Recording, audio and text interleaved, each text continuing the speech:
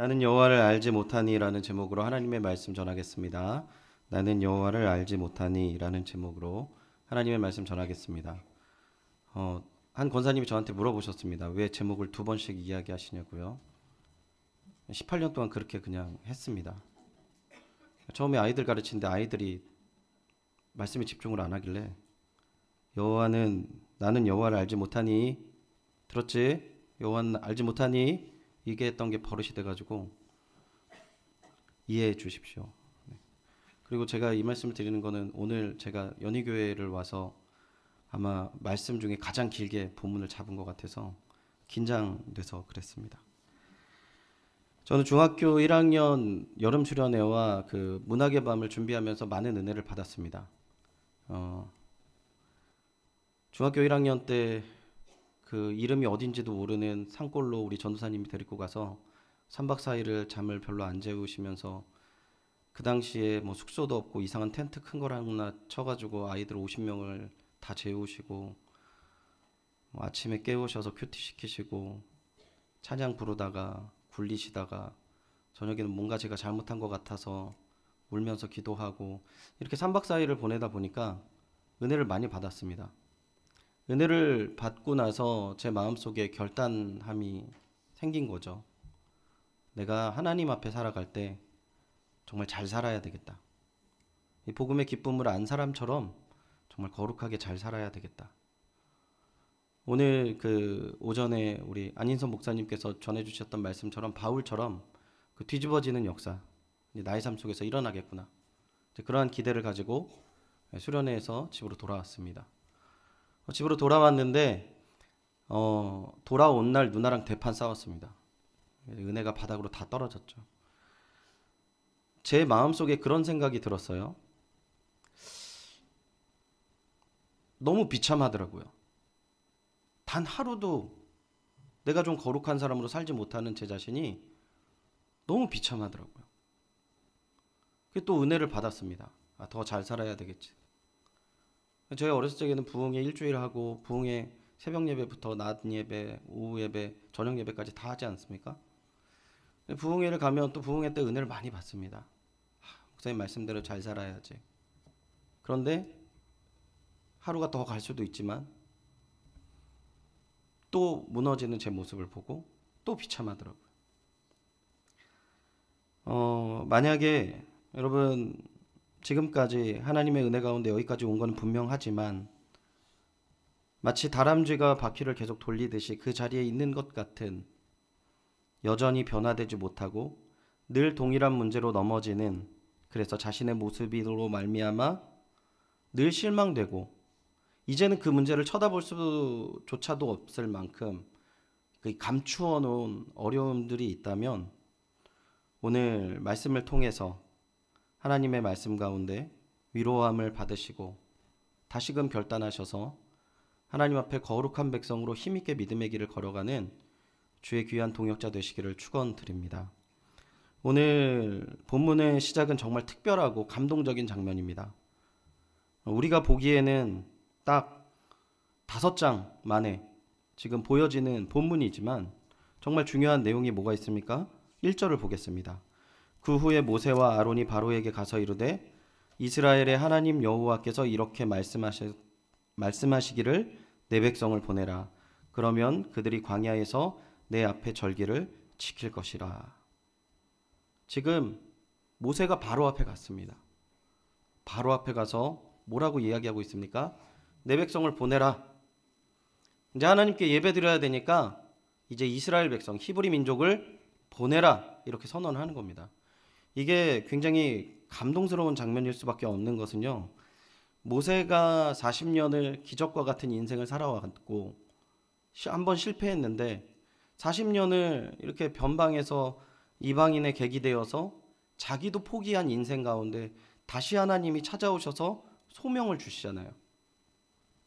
근데 모세가 또 자기 자신을 알기에 계속 거절하고 뭐 하나님이 은혜 주시고 붙잡고 설득하고 이 가운데에서 결국은 어디 자리로 하나님께서 인도하셨습니까? 이 애굽왕 바로 앞으로 인도했다는 것이죠. 그리고 하나님의 말씀을 선포하는 굉장히 감동적인 자리인 것이죠. 그리고 모세는 아마 생각했을 것입니다. 그 바로가 무릎을 꿇고 하나님을 찬양하든, 아유 제가 잘못했습니다. 예전에도 제가 잘못했지요. 우리 아빠가 잘못했지요. 뭐 이런 말을 할 줄 알았는데 전혀 뜻밖의 이야기를 하는 거죠. 우리 2절 본문을 같이 한번 읽어보도록 하겠습니다. 2절입니다. 시작. 바로가 이르되 여호와가 누구이기에 내가 그의 목소리를 듣고 이스라엘을 보내겠느냐. 나는 여호와를 알지 못하니 이스라엘을 보내지 아니하리라. 아멘. 여호와가 누구냐? 누군지를 알아야지 뭐 돈을 빌려주든가 누군지를 알아야지 뭔가를 신뢰하든가 해야 되는데 나는 여호와를 모른다는 겁니다. 여러분, 오늘 단순히 모세가 바로왕 앞에서 하나님의 말씀을 전했고 바로는 하나님을 모른다라고 얘기하는 그런 단순한 이야기가 아니고요. 지금 이 출애굽기를 통하여서 하나님이 지금 믿음의 백성에게 지금 주는 메시지가 있는 겁니다. 뭐냐면 너희들은 여호와를 모른다는 거예요. 너희들은 여호와를 모르고 있다라는 겁니다. 그리고 이제 출애굽을 통하여서 무엇을 보여주겠다는 것입니까? 하나님이 누구인지 알게 하겠다라는 겁니다. 이 내용이요, 출애굽기에 이렇게 면면이 흐르고 있어요. 하나님에 대해서 알려주는 그 내용이 흐르고 있다는 것이죠. 먼저 누가 모르고 있습니까? 바로왕, 애굽왕 바로가 모르고 있는 것이죠. 우리가 근데 조금 더 2절을 생각해 보면 바로의 반응이 우리는 어찌 보면은 너무나도 당연합니다. 장정만 60만, 가족 다 합치면 최소한 잡아서 200만이나 되는 노예를 이 한마디에 다 놓아주는 바보는 없을 거예요. 그런데 본질적인 문제를 지금 성경은 이야기하고 있어요. 왜 안 움직여요? 하나님의 말씀에서 여기서 이야기하는 겁니다. 나는 여호와를 알지 못한다. 여러분, 이 말씀을 가슴 깊이 가져가시기를 축원드립니다. 왜요? 여호와를 알면 순복한다는 거예요. 세상이 왜 안 움직여요? 믿음의 백성들이 왜 안 움직여요? 왜 변화되지 않아요? 하나님 모르니까 안 움직이는 겁니다. 하나님을 모르니까 안 변하고 하나님을 모르니까 안 움직이는 거죠. 변화되지 않는 거예요. 그러니까 지금 그거를 강조하고 있습니다. 지금. 그러면 그 모르는 그 무지가 어떠한 상황을 맞이하게 됩니까? 4절에 보면은 그냥 하나님 모른다 라고 멈추지 않아요. 4절 보겠습니다. 애굽왕이 그들에게 이르되 모세와 아론아 너희가 어찌하여 백성의 노역을 쉬게 하려느냐? 가서 너희의 노역이나 하라. 이렇게 얘기하는 겁니다. 여러분, 쉽게 말해서 이런 상황이에요. 어느 날 은혜를 받고 이제 학생이 교회를 다니게 되면 두 가지 반응이 있습니다. 공부를 잘하는 애들은 이런 얘기를 하죠. 성적만 떨어져 봐. 너 그래 교회 가서 성적만 떨어져 봐. 한번 보자. 이거고, 공부 못하는 애들한테 뭐라 그럽니까? 공부 못하는 애 뭐라 그래요? 야, 공부나 좀 잘해. 너 그냥 금요철에 예배 가는 것보다 그냥 너 공부 그 시간에 하는 게 더 낫지 않겠어? 그게 더 하나님께 영광 돌리는 거 아니겠어? 여러분, 제가 전자의 말과 후자의 말 무엇을 제일 많이 들었겠습니까? 네, 웃지 마시고요. 후자의 말을 많이 들었습니다. 공부나 해. 뭐 이렇게. 여기 지금 세상은요, 우리의 하나님에 대해서 우리의 모습을 보고 어떻게든 이 트집을 잡고 무시하려는 부분을 철저하게 보여주고 있어요. 왜요? 하나님 모르니까. 하나님 모르니까 세상은 우선 하나님에 대해서 무시하고 하나님을 믿는 백성에 대해서 무시해요. 근데 여기서 중요한 건 끝나지 않다는 것입니다. 여러분, 이 본문을 가지고 조금 더 우리 다시 한번 길지만 6절부터 9절을 다시 한번 읽어보도록 하겠습니다. 6절부터 9절 한번 읽어보도록 하겠습니다. 시작. 바로가 그날의 백성의 감독들과 기록원들에게 명하여 이르되 너희는 백성에게 다시 벽돌에 쓸 집을 전과 같이 주지 말고 그들에게 가서 스스로 집을 줍게 하라. 또 그들이 전에 만든 벽돌의 수요대로 그들에게 만들게 하고 감하지 말라. 그들이 게으름으로 소리질러 이르기를 우리가 가서 우리 하나님께 제사를 드리자 하나니 그 사람들의 노동을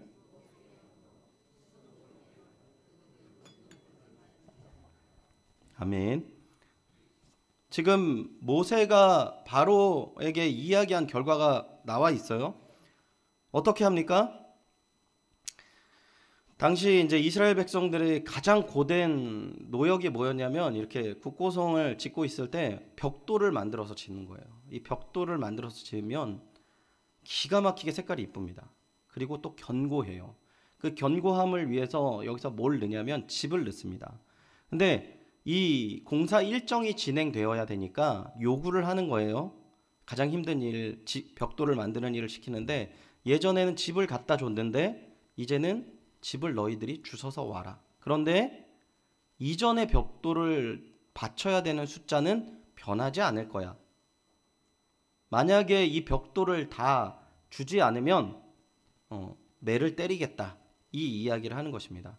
이 이야기가 있는데 이 이야기를 하는 궁극적인 목표가 있어요. 우리 9절을 다시 한번 같이 한번 읽어보겠습니다.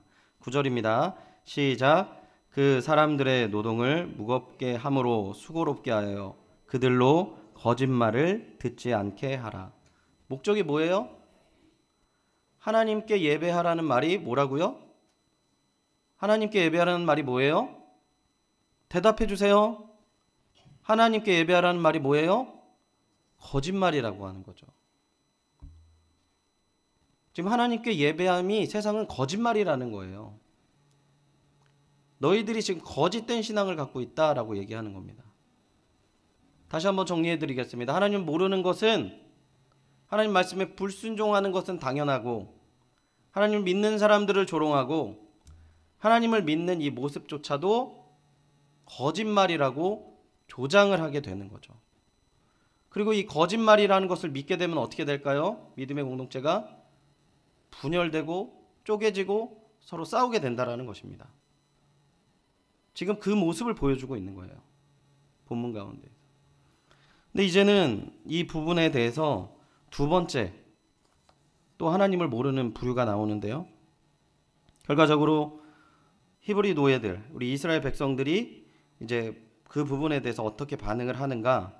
15절에서 18절을 우리 같이 다시 한번 읽어보겠습니다. 15절에서 18절입니다. 시작. 이스라엘 자손의 기록원들이 가서 바로에게 호소하여 이르되 왕은 어찌하여 당신의 종들에게 이같이 하시나이까? 당신의 종들에게 집을 주지 아니하고 그들이 우리에게 벽돌을 만들라 하나이다. 당신의 매를 맞사오니 이는 당신의 백성의 죄니이다. 그러므로 너희가 이르기를 우리가 가서 여호와께 제사를 드리지 않은도다. 18절 마지막으로 읽겠습니다. 이제 가서 일하라. 짚은 너희에게 주지 않을지라도 벽돌은 너희의 수량대로 바칠지니라. 아멘. 15절부터 18절까지는 이제 이스라엘 백성과 바로의 이야기가 나오고 있어요. 이스라엘 백성들의 자손의 기록원들이라는 표현이 있습니다. 아마도 이스라엘 백성들 가운데 그들에게 대표자격인 사람들이 이렇게 표현을 한 것 같아요. 근데 이 사람들이 지금 모세를 만나고 하나님이 너희들을 돌보았다라는 말씀을 분명히 메시지를 들었는데 지금 당장 자신의 삶에 어려움이 닥친 거예요. 근데 지금 누구를 찾아갑니까? 누구를 찾아갑니까? 바로를 찾아갑니다. 하나님을 모르는 백성들은 먼저 기도하지 않아요. 하나님을 모르는 백성은 먼저 입으로 이야기합니다. 하나님을 모르는 백성들은 자기 자신의 안위만 따집니다. 지금 그걸 이야기하고 있어요. 분명히 이 민족은 메시아를 기다리고 있는 민족이었고 신음소리를 하나님이 들으셨다고 할 정도로 하나님 앞에 엎드리고 있었지만 자신의 문제가 닥쳤을 때 뭘 하고 있습니까? 애구방 바로를 찾아가는 거죠. 믿음의 길을 걷고 있는 믿음의 동역자 여러분, 세상을 살다 보면 힘들고 어려운 일들이 있습니다. 나라도 답답하고 교회도 답답하고 가정도 답답할 때가 있어요. 여러분 누구를 찾아가야 됩니까? 누구를 찾아가야 됩니까? 하나님을 찾아가는 주님의 백성들 되시기를 축원드립니다. 무늬만 믿음의 사람이 아니라 하나님을 찾아가고 하나님께 엎드리고 하나님께 기도해서 하나님의 능력을 경험하고 나의 삶이 하나님을 증거하는 삶이 되어야 하겠습니다. 지금 우리가 살고 있는 이 시대의 이 믿음은 너무나도 핍박이 없고 편안한 믿음이라고 보지만 영적인 눈으로 우리의 삶을 보건대 지금 출애굽을 해야 하는 이 백성들의 삶과 조금도 다르지 않다라는 것을 꼭 기억하시기 바랍니다. 세상은요, 돈이 많은 것을 너무나도 좋아해요. 그게 다라고 생각하고 그 구렁텅이로 계속 몰아붙이고 있습니다. 그 가운데 믿음 생활을 해야 되는 거죠. 한 목사님이 이런 말씀을 하셨습니다. 과거처럼 요즘에 헌금을 안 한다는 거예요. 그래서 뭐 합니까? 물어보면 여행 가고 좋은 옷을 사고 이런다는 것이죠. 이거는 신자들을 비판하는 것이 아니라 우리가 더 깨어서 정말 목회자들부터 정말 뒤집어지는 역사 가운데 하나님을 알고 하나님께 순복하고 하나님 앞에 엎드려서 회복하는 영성이 있어야 됨을 반증하는 내용이 아닐까요? 우리가 믿음의 길을 걸어간다고 이 자리에 나왔습니다. 하나님을 믿는다고 지금 오전 예배도 드리고 중간에 모임도 갖고 오후 예배도 드리고 이제 공동의회도 해야 됩니다. 믿음의 길을 가는 여러분, 다시 한번 말씀드리지만 하나님 앞에 먼저 엎드리는 귀한 은혜와 사랑이 우리 연희교회의 특색이 되고 연희교회의 모습이 되기를 간절히 소원합니다. 마지막으로 이 사람들의 모습이 보여졌는데 그러지 않는 사람들을 봐야 되잖아요. 어떤 사람들이 있을까요? 우리 20절, 21절을 같이 한번 읽어보도록 하겠습니다. 20절, 21절입니다. 시작. 그들이 바로를 떠나 나올 때에 모세와 아론이 길에 서 있는 것을 보고 그들에게 이르되 너희가 우리를 바로의 눈과 그의 신하의 눈에 미운 것이 되게 하고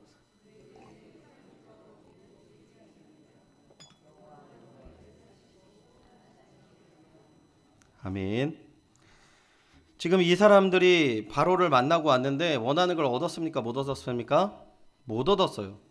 못 얻고 나왔는데 때마침 그 자리에 누가 있었습니까? 모세와 아론이 있는 거예요. 그러니까 이 사람들이 모세와 아론에게 무엇을 이야기합니까? 이제 막 불평을 하는 거죠. 그들이 이르되 너희가 우리를 바로의 눈과 그의 신하 눈에 미운 것 되게 하고 라고 얘기하고 있습니다. 너희들 때문에 우리가 지금 고통당하고 있어 라고 얘기하는 거죠. 그리고 그 고통이 그들의 손에 칼을 주어 우리를 죽게 한다라고 이야기합니다. 너 때문에 우리가 죽은 거야 지금. 너 때문이라니까 라고 하는 거죠. 근데 마지막에 더 심한 말을 하고 있는 겁니다. 여호와는 너희를 살피시고 판단하시기를 원하노라. 이게 무슨 말이냐면요, 하나님의 저주를 받고 그냥 죽어버려라 이런 얘기입니다. 하나님이 너의 못된 것들을 다 해서 네가 부르짖는 그 하나님의 저주를 받아서 죽어라 라고 얘기하는 거예요. 믿음의 백성들이 믿음의 동역자들에게 이렇게 말하고 있는 것이죠. 그러고 이런 일을 닿았을 때 모세의 반응이 22절, 23절 나와 있습니다. 우리 22절, 23절 같이 한번 읽어보겠습니다. 시작. 모세가 여호와께 돌아와서 아뢰되 주여 어찌하여 이 백성이 학대를 당하게 하셨나이까? 내가 바로에게 들어가서 주의 이름으로 말한 후로부터 그가 이 백성을 더 학대하며 주께서도 주의 백성을 구원하지 아니하시나이다. 아멘. 모세의 기도를 보면 모세의 자괴감이 얼마나 큰지 나와 있어요. 백성의 학대함을 보고 마음이 너무 아픈 거죠. 22절 보겠습니다. 주여 어찌하여 이 백성을 학대당하게 하셨나이까? 라고 얘기합니다. 그리고 그 학대의 원인이 누구입니까? 저예요, 하나님. 지금 이스라엘 백성들로부터 들었던 이야기를 그대로 받아들인 거예요. 상처되는 말을 던졌는데 그 상처되는 말을 그대로 받아들여서 그 마음을 하나님께 지금 고백을 하고 있는 거죠. 그리고 23절 보시면 내가 바로에 들어가서 주의 이름으로 말한 후부터 어떻게 됐습니까? 주의 백성이 더 학대받았어요, 하나님. 그리고 또 뭐라고 얘기합니까? 근데 주님은 주의 백성을 구원하지 않으셨어요. 지금 모세의 기도가 맞는 기도입니까? 틀린 기도입니까? 여러분, 1차적으로는 당연히 맞는 기도입니다. 그러면 왜 하나님은 모세의 말대로 분명히 내가 저 바로로부터 저 애굽으로부터 내 백성을 구원해서 적과 끓이 흐르는 가나안 땅에 가겠다. 그리고 그 과정 속에서 호렙산에서 나에게 예배를 드리게 할 거다 라는 얘기를 했잖아요. 그럼 하나님께서 왜 거짓말 하셨을까요? 지금 이 모세의 따짐은 너무나도 당연한 따짐이고 너무나도 맞는 이야기를 지금 하고 있거든요. 근데 우리의 궁금함은 무엇이냐면 하나님이 왜 그러셨냐는 거죠. 왜 시키는 대로 했는데 이 고초가 오고 어려움이 왔냐는 거예요. 여러분, 이 과정이 바로 오늘 우리의 믿음의 길 가는 과정의 현주소라는 것입니다. 분명히 우리에게 구원을 허락하셨고 분명히 하나님은 우리에게 성령으로 말미암아 천국의 기쁨이 뭔지 알게 하셨어요. 그래서 우리가 자꾸 거룩한 것을 꿈꾸고 주 안에서 새로운 것들을 꿈꾸고 비전을 갖고 하나님 뜻에 따라서 있을 때 찬란한 것을 기대하고 나아가는 겁니다. 그런데 현실은 마치 하나님이 없는 것 같은 현실이 우리에게 주어지는 거예요. 홍경만 선교사님 기도 제목을 이제 교육자들이 나누는데 마음이 너무 아프더라고요. 막내 아이가 지금 폐렴에 걸린 상황일 수도 있대요. 폐렴약이 없어요, 그 나라에. 기도하면 나아야죠, 그러면. 하나님 비전 주셔가지고 저기 아프리카까지 갔는데 기도하면 나아야죠. 내 자식, 금쪽보다도 더 소중한 내 자식, 기도하면 나아야죠.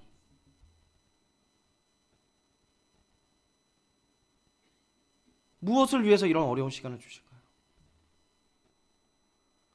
이찬원 선교사님이 몇 주 전에 들어오셔서 아버님 뵙고 나갔습니다. 제가 이찬원 선교사님을 묵상하면서 마음이 너무 아프더라고요. 자기는 선교를 하고 있는데 아버님은 아프세요. 아버님 돌볼 사람이 없어요. 하나님 일한다고 나갔는데 정작 자기 부모를 돌볼 사람은 없는 상황인 거죠. 왜요, 하나님? 왜요? 그러면 이찬원 선교사님 모셔서 기도하고 교회가 기도하면 나아야 되잖아요.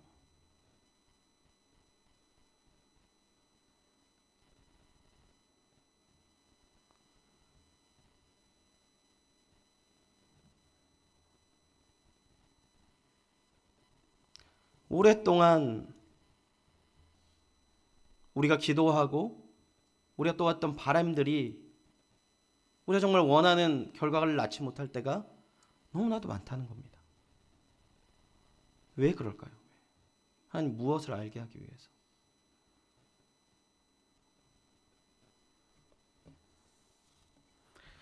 우리 출애굽기 6장 2절부터 5절 말씀을 한 절씩 교독하도록 하겠습니다. 출애굽기 6장 2절부터 5절까지 말씀입니다.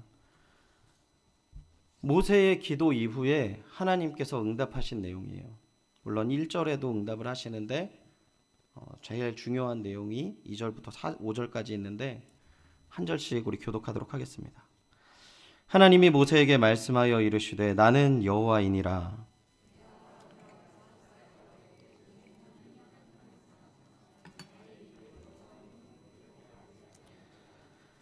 가나안 땅 곧 그들이 거류하는 땅을 그들에게 주기로 그들과 언약하였더니 이제 애굽 사람의 종으로 삼은 이스라엘 자손의 신음소리를 내가 듣고 나의 언약을 기억하노라. 아멘. 지금 하나님께서 이야기하는 핵심적인 단어가 있어요. 뭘까요, 여러분? 언약입니다. 언약. 여호와를 모르는 이스라엘 백성에게 지금 하나님께서는 본인이 어떠한 분이심을 보여주시고 있어요. 근데 그들이 가장 잘 알고 있고 가장 중요한 것부터 시작하는 게 어디인지를 말씀하시는 게 지금 오늘 본문입니다. 6장의 이 본문이에요. 뭘 이야기합니까? 3절, 내가 아브라함과 이삭과 야곱에게 전능의 하나님으로 나타났으나 나의 이름을 여호와로 그들에게 알리지 아니하였고 가나안 땅 곧 그들이 거류하는 땅을 그들에게 주기로 그들과 뭘 했다고요? 언약했다. 그리고 이제, 그러니까 이거는 아브라함과 이삭과 야곱이 언약을 맺은 거죠. 5절 보시면 이제 애굽 사람이 종으로 삼은 이스라엘 자손의 신음소리를 내가 듣고 뭘 기억합니까? 나의 언약을 기억했다라는 겁니다. 이거를 종교개혁자들이나 신학자들은 이렇게 이야기를 해요. 언약의 갱신이라고. 언약의 갱신. 많은 사람들이 이 갱신한다 그러면 새로워지고 뭔가 새로운 거를 찾은 것 같은 이야기를 하지만 성경에 말하는 언약의 갱신은 하나님의 약속을 기억하고 찾는 것이에요. 그러니까 하나님께서 아브라함과 언약을 맺으실 때, 여러분 그 창세기를 좀 보시면 아브라함이 어떤 때 언약을 맺으시냐면 자식이 없고 불평할 때 언약을 맺으세요. 그리고 별과 같이 다 줄 거야 라고 얘기했는데 그 다음에 아브라함이 뭘 행동하냐면 이스마엘을 낳아요. 또 언약을 맺으세요. 이삭은요. 이삭도 한 게 아무것도 없어요. 야곱은 더 심하죠. 야곱이란 이름 자체가. 그리고 지금 모세의 모습은 어떻습니까? 하나님 내가 예수 믿으세요 라고 했는데 쟤네들 창으로 찡그리는데 이러면 안 되지 않나요? 라고 불평불만 하는데 그런 모든 모습을 통해서 특별히 그 언약을 통해서 우리가 꼭 깨달아야 할 것이 무엇이냐면 첫 번째는 언약의 성취는 우리의 능력으로 이루어지는 것이 아니라는 것입니다. 그것을 믿으시기를 축원드립니다. 우리가 왜 구원받았어요? 우리의 어떠함으로 구원을 받았습니까? 아니죠. 예수 그리스도의 은혜로 구원을 받았잖아요. 그 이야기를 하는 겁니다.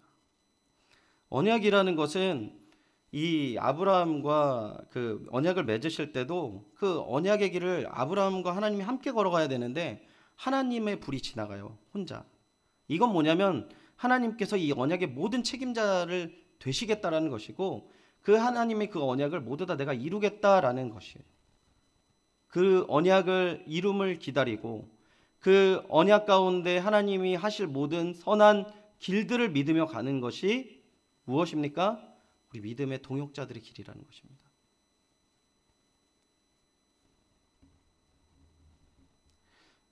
이 말씀을